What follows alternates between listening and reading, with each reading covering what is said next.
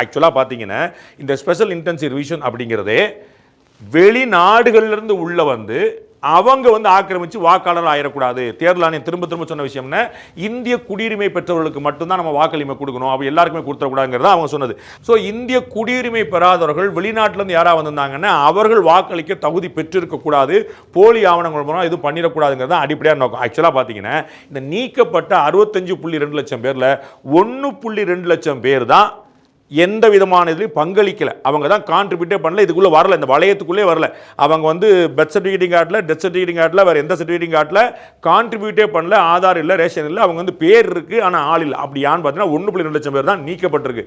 மிச்சம் இருக்கக்கூடிய 64 லட்சம் பேரும் நீக்கப்பட வேண்டியவர்கள். ஆக்சுவலாக பார்த்தீங்கன்னா இந்த 1.2 லட்சம் பேர் வேணா வெளிநாட்டை சேர்ந்தவர்களாக இருக்கலாம், ஏன்னா அவங்க பங்களிக்கலை. அப்போ அதுவே கூட யோசிச்சு பார்த்துங்க, 1.4 லட்சம் பேர் வெளிநாட்டை சேர்ந்தவங்க வாக்காளராகவே வந்துட்டாங்கன்னா அது எவ்வளோ பெரிய ஆபத்து யோசிங்க.